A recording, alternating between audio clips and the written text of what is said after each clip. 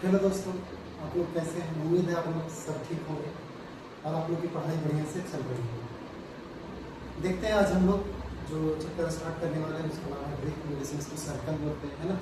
आज हम लोग पढ़ेंगे सर्कल और सर्कल का जो भी बेसिक है वो पढ़ेंगे, उसके बाद फिर एक्सरसाइज में चलेंगे। जैसे कि देखिए यहाँ लिखा हुआ ग्रीक क्लास 10 मैथमेटिक्स मीन्स जो क्लास 10 का एक चैप्टर है ग्रीक, उसका जो भी बेसिक है वो हम लोग पढ़ेंगे। और बेसिक पढ़ने के बाद आज किसी प्रकार का कोई दिक्कत आज के बाद नहीं होगा। चलिए देखते हैं क्या क्या पढ़ना है। तो फर्स्ट सबसे बात करते हैं वृत्त है ना। वृत्त है क्या? तो कहता है कि किसी भी निश्चित, क्या कहता है, किसी भी निश्चित बिंदु से समान दूरी पर स्थित बिंदुओं की बिंदु पथ को वृत्त कहते हैं। इसका कहने का मतलब है कोई भी निश्चित बिंदु, मान के चलिए ये हमारा एक निश्चित बिंदु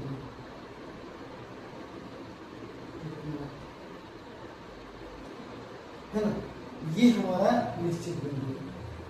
अब मान के निश्चित बिंदु, अब यहाँ से जितने भी बिंदु हैं मान के चलिए ये है हमारा, ये बिंदु है, ये सारा जो बिंदु है ये इस बिंदु से एकदम समान दूरी पर है ना। समान दूरी पर सारा क्या है, समान दूरी पर है, सारा समान दूरी पर, समान दूरी पर है ना। तो ये क्या हो रहा है कि एक बिंदु पथ बन रहा है। क्या बन रहा है? बिंदु पथ बन रहा है। निश्चित बिंदु से एक समान दूरी पर बिंदुओं के पथ को, मीन्स ये बिंदु पर मिला दें तो क्या होगा, बिंदुओं का एक पथ बन रहा है। पथ मतलब रास्ता, रास्ता तो रेखा बोल सकते हैं, है ना। और इसी को हम लोग क्या बोलते हैं, वृत्त कहते हैं। क्या कहते हैं हम लोग? वृत्त कहते हैं, है ना। क्या कहते हैं? वृत्त कहते हैं। क्योंकि इस वृत्त में जो ये बिंदु पथ, उससे कहीं से भी अगर इस बिंदु की लंबाई मापते हैं तो वो क्या होता है, समान होता है, तो उसको हम लोग वृत्त कहते हैं, है ना। क्या होता है? वृत्त उन सभी बिंदुओं का समुच्चय है जो एक निश्चित बिंदु से समान दूरी पर स्थित होते हैं। मतलब एक निश्चित बिंदु से ये सारा क्या है, तो इसमें क्या है, बिंदुओं का एक पथ बन गया।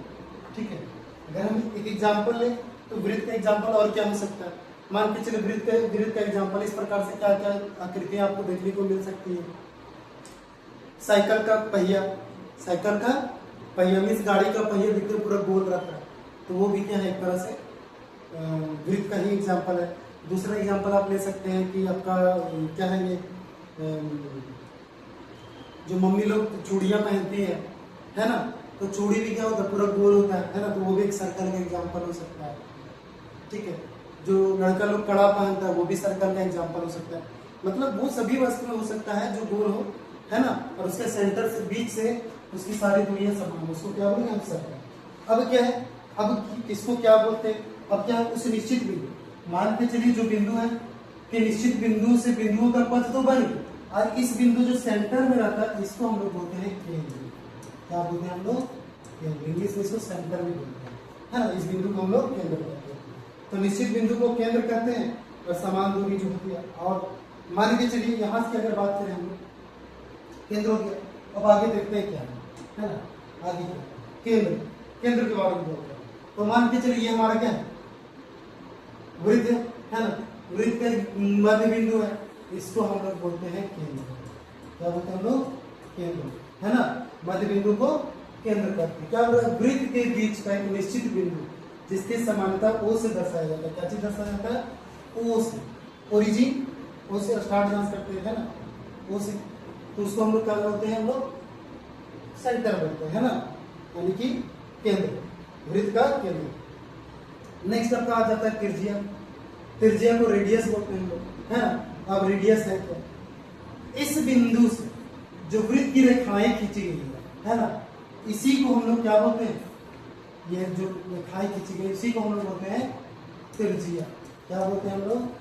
त्रिज्या। क्या बोलते हैं? त्रिज्या। क्या बोल रहा है, केंद्र से वृत्त की परिधि तक दूरी को त्रिज्या का। परिधि क्या, तो जो बिंदु पथ हमारा बना था, ये क्या बना था, बिंदु पथ बना हुआ था, बिंदु पथ, है ना। तो किसी भी निश्चित बिंदु से जो बिंदु पथ की लंबाई होती है, मतलब ये अगर हम मानते चलो यहाँ से काट के इसको सीधा कर दो तो कुछ तो लंबाई होगा, जैसे ये पेन है, इससे कुछ तो लंबाई होगा, 10 सेंटीमीटर, 5 सेंटीमीटर, 8 सेंटीमीटर। उसी तरह से ये पूरा सर्कल है, मान के चलो वायर है, इसको हम तोड़ के सीधा कर दें, कुछ तो लंबाई होगा, 20 सेंटीमीटर होगा, 50 सेंटीमीटर होगा, 100 सेंटीमीटर होगा, है ना। तो अगर ये जो कर्व लाइन जो दिख रहा है इसी की लंबाई को हम लोग बोलते हैं परिधि। क्या बोलते हैं? परिधि, है ना। इंग्लिश में इसको बोलते हैं पेरीमीटर। क्या बोलते हैं? पेरीमीटर। अब क्या है, त्रिज्या की बात, त्रिज्या भी हम लोग समझ गए। त्रिज्या को स्मॉल आर से दर्शाया जाता है, त्रिज्या को स्मॉल आर से दर्शाया जाता है ना। अब व्यास क्या है? व्यास क्या है? कोई भी लाइन मीन्स जो सेंटर से होके गुजरे, है ना। त्रिज्या मान के चलिए सेंटर से होके गुजरे और ये इस साइड से दूसरा साइड चला गया, उसको हम लोग बोलते हैं व्यास। व्यास वह रेखा है जो केंद्र से होकर वृत्त के दो बिंदुओं को जोड़ता है। मतलब दो बिंदु, जैसे वृत्त का एक बिंदु ये हो गया, अभी क्या हो गया, केंद्र से होकर जाएगा दूसरा बिंदु को जोड़ेगा। ठीक है, ये क्या है? ये एक बिंदु है, केंद्र से गया और दूसरा बिंदु को जोड़ दिया। ये गया यहाँ से, अब यहाँ से ये आया, केंद्र से आया, दूसरा बिंदु को जोड़ दिया। मतलब एक बिंदु से दूसरे बिंदु को जोड़ने के लिए और केंद्र से गुजरता जो है उसको हम लोग बोलते हैं व्यास। व्यास को हम लोग कुछ चीज डिनोट करते हैं, व्यास को हम लोग डी से कहते हैं, डायमीटर। क्या बोलते हैं इसको? डायमीटर कहते हैं। क्या बोलते हैं? डायमीटर, डी से। और डी बराबर एक फार्मूला होता है 2 × r। क्यों होता है डी बराबर 2 × r? क्यों होता है? क्योंकि डी जो है हमारा व्यास जो है, तो यहाँ से यहाँ की हमको ना सेंटर से ये दूरी क्या है? त्रिज्या है ना। सेंटर से ये दूरी क्या है? त्रिज्या है। तो इधर भी एक त्रिज्या है, तो एक त्रिज्या इधर और एक त्रिज्या इधर, तो दो त्रिज्या मिलके, 2 × r मिलके क्या बनाता? अकेले व्यास बना। तो d बराबर 2 है। और r को हम क्या लिख सकते हैं? d/2। और d/2 भी क्यों लिख सकते हैं? मान के चलिए d हमारा 10 सेंटीमीटर है ना, ये मान के चलिए पूरा 10 सेंटीमीटर है, तो इसका आधे ना चाहिए, तो आधा कितना हो? 10/2 होगा, यानी d/2 है ना। क्वेश्चन एक ऑब्जेक्टिव क्वेश्चन में क्या पूछता है? एक वृत्त की कितनी केंद्र है ना। एक वृत्त के, एक वृत्त के अगर केंद्र की संख्या बोले तो एक वृत्त का केंद्र अगर बोले हम तो ओनली 1 केंद्र होगा। कितना होगा?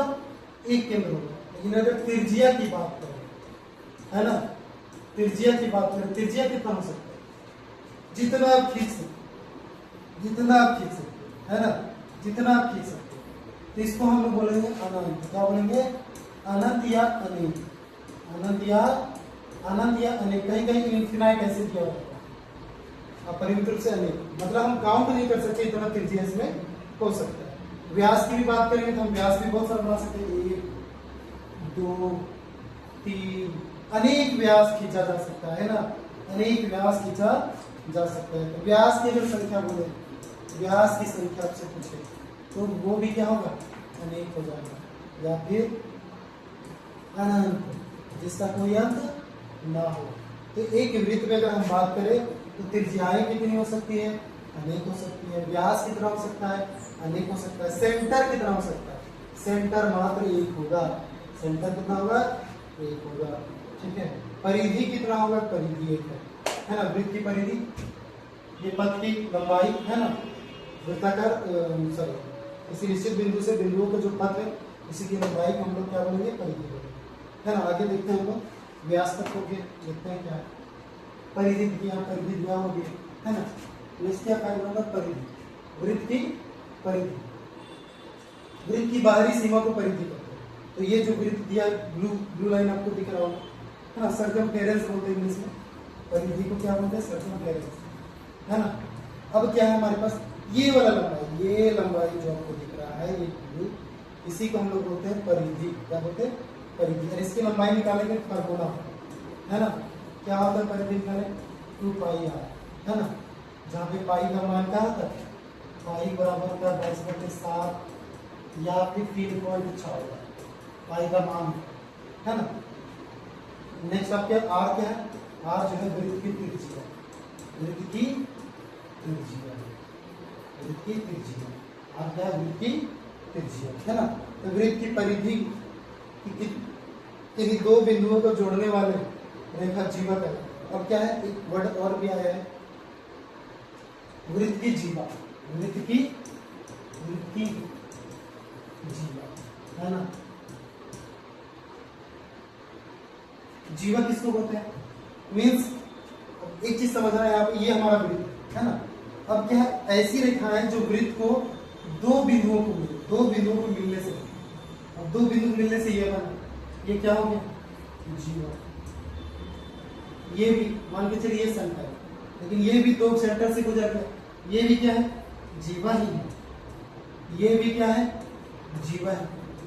मतलब कोई भी वृत्त है, अब क्या है, दो बिंदु, एक बिंदु लेके यहाँ से खींच दिए, ये हो गया जीवा, यहाँ से ऐसे खींच दिए, ये हो गया जीवा, यहाँ से आप ऐसे खींच दिए, जीवा हो गया, है ना, यहाँ से खींच दिए, जीवा हो गया, ये आपका जीवा हो गया, ये आपका जीवा हो गया, है ना। तो किसी तरह भी अगर वृत्त में खींचे तो क्या कहलाता है, जीवा कहलाता है। अब क्वेश्चन यहाँ पे पूछता है, वृत्त की सबसे बड़ी जीवा, वृत्त की जीवा, वृत्त की सबसे बड़ी जीवा को हम लोग व्यास कहते हैं, है ना, जो सेंटर से गुजरता है, ये सबसे बड़ा जीवा है। और सबसे बड़ी जीवा वृत्त की सबसे, है ना, सबसे बड़ी जीवा को व्यास कहते हैं, व्यास कहते हैं, क्या कहते हैं, व्यास कहते हैं। याद रखिएगा जीवा, है ना। नेक्स्ट हम लोग चलते हैं, है ना, चाप क्या होता है, चाप क्या होता है। चाप जैसे मान के चलिए हम वृत्त बनाए, तो पहले पढ़ चुके हैं, है ना, वृत्त बनाए। अब क्या है, ये हमारा सेंटर है, हमने एक रेडियस ऐसे लिया, दूसरा रेडियस हम ऐसे लिया, है ना, हमने एक रेडियस कैसे लिया, तो दो त्रिज्याओं के बीच में जो वृत्त का कर्विंग लाइन जो है, यानी परिधि वाला पार्ट, इसी को हम लोग बोलते हैं चाप। क्या कहते हैं, चाप। ये हमारा हो गया चाप, है ना। ये अगर हम बात करें तो ये वाला पार्ट हमारा क्या हो गया, चाप, है ना। तो ये चाप, देखिए क्या, परिधि का कोई भी भाग चाप कहलाता है, परिधि का कोई भी भाग चाप कहलाता है। कहने का मतलब है कि परिधि का कोई भी भाग, कहने का मतलब है कि ये परिधि है, अब इसमें से आप कहाँ से, यहाँ से यहाँ चाप ले सकते हैं, यहाँ से यहाँ ले सकते हैं, कोई भी दो जगह काट के कुछ भी निकाल दीजिए, क्या कहलाएगा, चाप कहलाएगा। यहाँ से यहाँ हो सकता है ना, ये हो, तो पहले भी बता चुके हैं चाप क्या होता है। जैसे इसमें है, यहाँ से यहाँ दिया, ये चाप, फिर यहाँ से यहाँ एक अलग चाप है, ठीक है, जो पार्ट बटा हुआ है।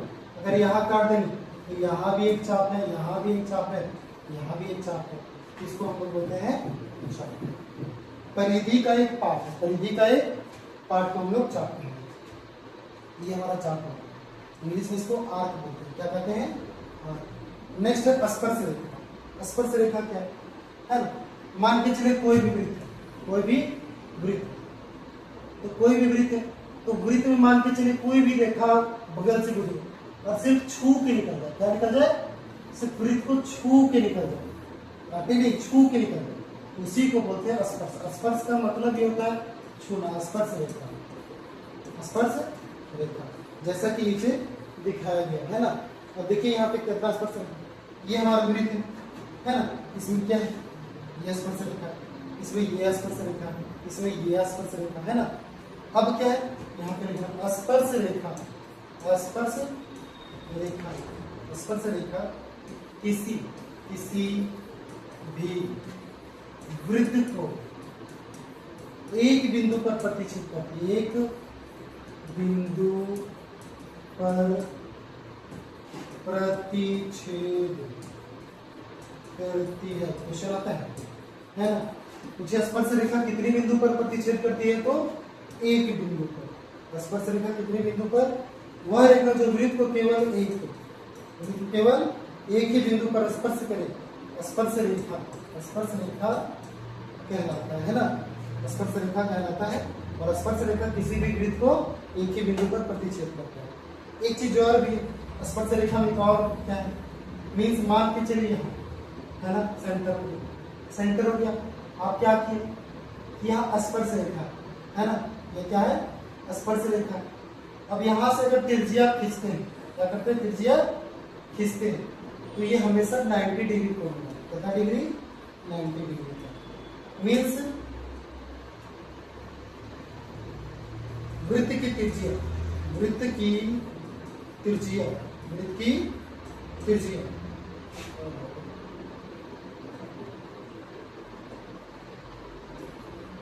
वृत्त की त्रिज्या, वृत्त की त्रिज्या, वृत्त की त्रिज्या, है ना, स्पर्श रेखा के साथ, स्पर्श रेखा के साथ कितना डिग्री कोण बनाती है? 90 डिग्री का कोण बनाती। मीन्स अगर मान के चलिए यहाँ से अगर हम सेंटर, ये हमारा सेंटर यहाँ से खींचते हैं तो ये हमारा 90 डिग्री, ये हमारा, यहाँ से अगर इसको मिला देते तो यहाँ 90 डिग्री, यहाँ 90 डिग्री, यहाँ से इसको मिला देते तो यहाँ 90 डिग्री, यहाँ 90 डिग्री, ये हमेशा आता रहेगा। क्या होगा? 90 डिग्री। अगला क्वेश्चन देखते हैं क्या है ना, छेदक रेखा, ये तो स्पर्श रेखा, ये क्या है हमारा? छेदक रेखा, मतलब वृत्त को दो बिंदुओं पर छेद कर रहे हैं। एक बिंदु ये हो गया, एक बिंदु ये, मान के चलिए रेखा हमारा क्या है? एक बिंदु, अब दो बिंदु पे काट दिया, पी बिंदु पे काटा, इधर के बिंदु पे काट दिया, इसी को बोलते हैं हम लोग छेदक रेखा। क्या बोलते हैं हम लोग? छेदक रेखा, है ना। जैसे मान वह रेखा जो वृत्त को दो बिंदु पर काटती है, छेदक रेखा कहलाती।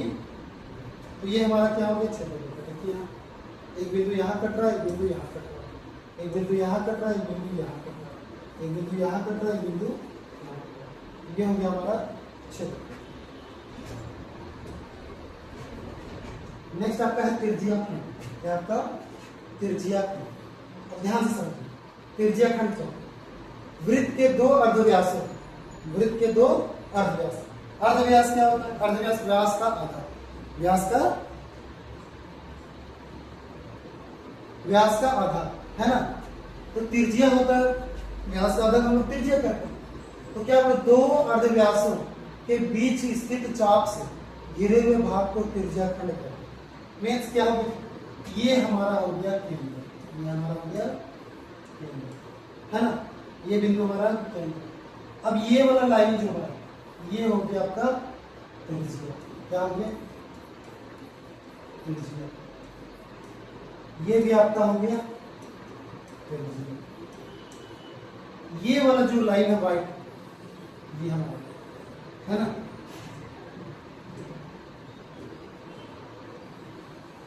ये हमारा हो गया चाप। क्या हो गया? चाप। तो दो त्रिज्याएं और उसके बीच जो चाप है, उसके बीच के क्षेत्र को हम लोग क्या बोलेंगे? और ये जो येलो वाला भाग उसे ही बोलेंगे हम लोग त्रिज्या। त्रिज्या, दो त्रिज्याएं और चाप के बीच के क्षेत्र को क्या बोलेंगे हम? तो वृत्त के दो अर्धव्यास यानी त्रिज्या और उनके बीच स्थित चाप से घिरे हुए भाग को त्रिज्याखंड, है ना। अब त्रिज्याखंड का क्षेत्र फॉर्मूला क्या होता है? अगर इसका क्षेत्रफल का, ऐसे पहले वृत्त का क्षेत्रफल निकालेंगे। वृत्त का क्षेत्रफल, वृत्त का क्षेत्रफल, वृत्त का क्षेत्रफल, अगर पूरा वृत्त का क्षेत्रफल आप बात करें, एरिया की बात करें, इसका फॉर्मूला होता है पाई आर स्क्वायर। क्या होता है?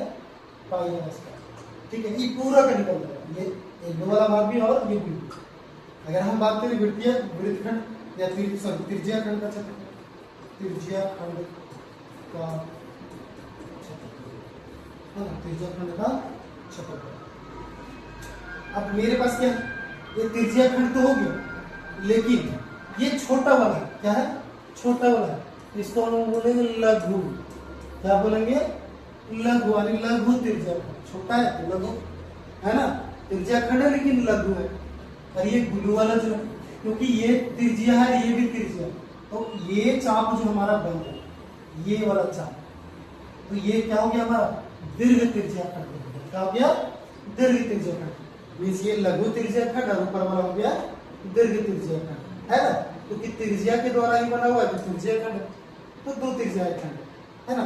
अब देखो एरिया अगर हम निकालते हैं तो ये सेंटर की बात करें, सेंटर पे जो पूरा एंगल होता है वो 360 डिग्री। क्या होता है? 360 डिग्री। मान के चलो हम इसकी बात करें तो हम इसको मान लिए थीटा। क्या मान लिया? थीटा।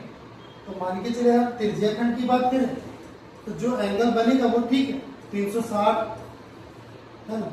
और पूरा एरिया क्या होता है? इसका होता है पाई आर, है ना। तो ये हमारा हो गया त्रिज्याखंड का क्षेत्रफल। क्या हो गया? त्रिज्याखंड का क्षेत्रफल theta by 360 into pi are.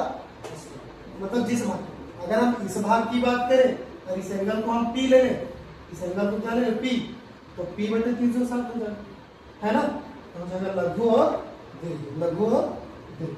अब एक चीज और इसमें देखेंगे हम लोग, त्रिज्यीय खंड के प्रकार जो है इसमें लघु और दीर्घ तो हम लोग पढ़े। लघु त्रिज्यीय खंड जब केंद्रीय कोण 180 डिग्री से कम, मीन्स अगर हम बात करें यहाँ, है ना, मीन्स देखिए मान के चलिए ये हमने क्या किया, एक वृत्त बनाया, ये हमने वृत्त बनाया, ये हमने लिया, मान के चलिए ये हमारा कितना, ये तो व्यास है, ये और तो जब हम बात करते हैं तो ये आधा होता है 180, कितना होता है 180। लेकिन क्या बोल रहे हैं, अगर लघु त्रिज्यीय खंड की बात है तो क्या होगा, ये कटेगा, जब भी कटेगा तो ये हमारा हो गया लघु त्रिज्यीय, ये वाला भाग लघु त्रिज्यीय, और ये पूरा भाग जो बनेगा वो दीर्घ हो गया, ये पूरा भाग क्या होगा, दीर्घ। उसी प्रकार मान के चलिए तो लघु त्रिज्यीय खंड में थीटा का वैल्यू जो है वो थीटा जो है, थीटा का वैल्यू लेस देन 180 डिग्री, क्या होगा, लेस देन 180। यही अगर theta is equal to 180 degree हो गया तो समझिए वो हो गया अर्धवृत्त। क्या हो गया, अर्धवृत्त हो गया, है ना। मीन्स वृत्त का आधा, अगर 180 डिग्री पूरी हो गया थीटा का वैल्यू तो वो हो गया आपका अर्धवृत्त। नेक्स्ट अगर हम बात करें तो अर्धवृत्त को बता देते हैं, है ना। अब क्या है हमारे पास, लघु त्रिज्यीय खंड होगी, दीर्घ त्रिज्यीय खंड की बात करें तो जब केंद्रीय कोण 180 डिग्री, लेकिन जब केंद्रीय कोण क्या हो 180 डिग्री से ज्यादा, जैसे मान के चलिए, है ना, 180 डिग्री से ज्यादा, 180 डिग्री थीटा का वैल्यू बड़ा होगा 180 से, यानी थीटा बड़ा 180, तो आपका क्या हो जाएगा, ये अगर थीटा है तो 180 से बड़ा हो गया तो आपका हो गया दीर्घ त्रिज्यीय खंड। तो थीटा का वैल्यू जो होगा वो लिख देना है, फॉर्मूला आपका सही है। नेक्स्ट हम देखते हैं वृत्त खंड। वृत्त खंड क्या होता है, तो वृत्त की एक जीवा और उसके जीवा से संबंधित चाप के बीच गिरा हुआ क्षेत्रफल, ये हमारा वृत्त है ना। अब आपने क्या किया, एक जीवा दिया, जीवा पढ़ चुके हम लोग, दो वृत्त को दो बिंदुओं पर काटता है, दो बिंदुओं को मिलाने से जीवा बनता है, तो एक भाग ये बना और एक भाग ये बना, तो ये लघु वृत्तखंड हो गया और ये हो गया आपका दीर्घ वृत्तखंड। क्या हो गया, ये लघु, ये हो गया दीर्घ, तो ये हो गया, जैसे कि चित्र में आप देख सकते हैं ये हमारा सेंटर है, और क्या ये आपका क्या है, जीवा है, ये आपका जीवा है, तो ये वाला भाग जो है चाप के द्वारा बना, ये हो गया लघु वृत्तखंड, है ना, और ये हो गया दीर्घ वृत्तखंड। अब इसमें भी थीटा क्या हो, कहाँ है, सेंटर है, और मान के चलिए ये आपका क्या है, पहला बिंदु, ये आपका दूसरा, तो इसका जो रेडियस मीन्स क्या बोल सकते हैं इसको, त्रिज्या। अब यहाँ पे जो एंगल बनेगा वो क्या होगा, वृत्तखंड का क्षेत्रफल होगा, और ये क्या हो जाएगा, अगर ये थीटा है तो हो जाएगा 360 माइनस थीटा, तो ये घटेगा 360 से बचेगा, है ना, दीर्घ वृत्तखंड का क्षेत्रफल। और वृत्तखंड का क्षेत्रफल क्या होता है, वृत्त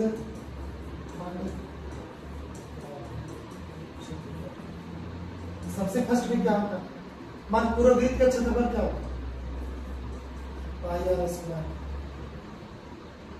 पाई आर स्क्वायर, है ना। यहाँ पे इसका एक फॉर्मूला होता है, पाई आर स्क्वायर थीटा बटे 360 minus r square sine theta, ये है आपका वृत्तखंड का क्षेत्रफल, वृत्तखंड का क्षेत्रफल, पाई आर स्क्वायर थीटा बटे 360 minus r square sine theta बटे 2। मीन्स अगर बात करें, किसकी बात करेंगे, वृत्तखंड के क्षेत्रफल, तो ये फॉर्मूला। अब क्या है, पाई आर स्क्वायर, ये ठीक है। अब थीटा की बात है तो थीटा जो रहेगा वृत्तखंड का ये आ जाएगा, लघु वृत्तखंड का ये होगा। अगर यहाँ 70 है तो 70 होगा, 120 है तो 120 आएगा, थीटा की जगह एंगल नहीं आएगा, ठीक है।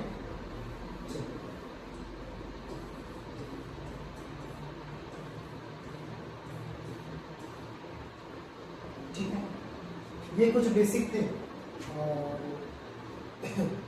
इसमें कुछ छूट तो दे रहा है।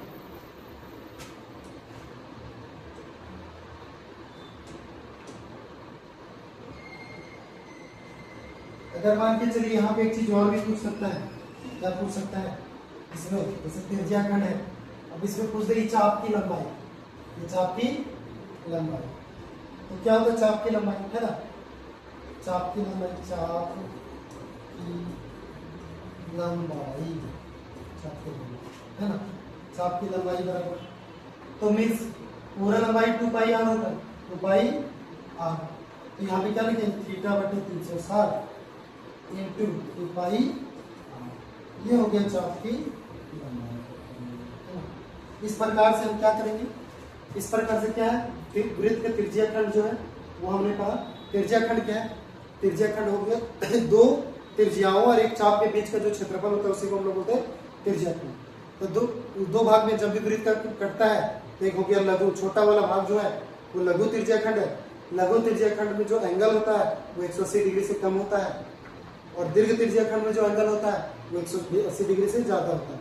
अगर मान के चलिए लघु वृत्त खंड में जब 180 डिग्री से कम, 180 डिग्री से लघु वृत्त 180 डिग्री से कम, अगर एंगल थीटा का वैल्यू 180 डिग्री हो जाए तो क्या होगा, ये हमारा अर्धवृत्त हो जाएगा। क्या हो जाएगा हमारा अर्धवृत्त, मीन्स कोई भी वृत्त है इसको काटेंगे तो ये क्या हो जाएगा हमारा अर्धवृत्त हो जाएगा, क्योंकि यहाँ पे जो सेंटर है यहाँ पे क्या बन जाता है 180 डिग्री, है ना। तो इस प्रकार से हम लगभग जो भी बेसिक था वो समझ गए हैं, इसको बढ़िया से कल आप लोग पढ़ेंगे, कोई दिक्कत नहीं है, सब कुछ लिखा हुआ है, टेंशन लेने की कोई जरूरत नहीं है, बेसिक बढ़िया से पढ़िएगा, आप देख लीजिएगा, बाकी कोई दिक्कत नहीं है। ठीक है, फिर मिलते हैं नेक्स्ट वीडियो में, है ना। अगर वीडियो अच्छा लगे तो लाइक और शेयर कर दीजिएगा, ताकि आगे इस प्रकार का वीडियो आते रहे और आपकी पढ़ाई में किसी प्रकार का बाधा ना हो। ठीक है, थैंक यू।